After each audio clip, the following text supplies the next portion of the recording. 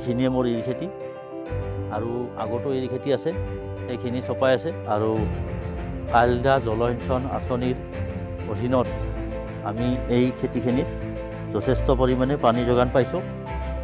আমি সেই এখন সমিতি আছে, জল উপভোক্তা সমিতি, আমি এইকেইজন সেই জল উপভোক্তা সমিতিৰ সদস্য।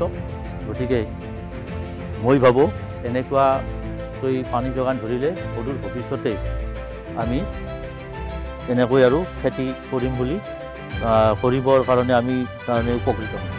এইবাৰ এইখিনি মোৰ 9 বিঘা খেতি হৈছে। 9 বিঘা খেতিত মোৰ উৎপাদন প্ৰায় 30ৰ পৰা 35 মান হ'ব বুলি মোৰ ধাৰণা।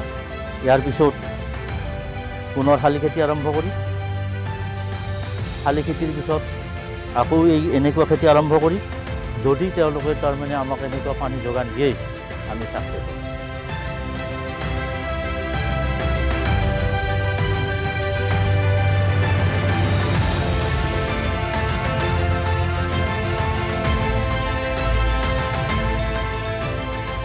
যিটো পানী যোগান এই আমাৰ কালদিয়াৰ যিটো জলসিঞ্চন আঁচনি, এই জলসিঞ্চন আঁচনিৰ জৰিয়তে বিভাগীয় কৰ্তৃপক্ষই তেখেতক সময়ে সময়ে পানীৰ যোগান ধৰিছে আৰু তেখেতৰ খেতিডৰা চাই চিন্তি তেখেতসকলক কি সময়ত কি কৰিব লাগে সেই পৰামৰ্শ দিছে।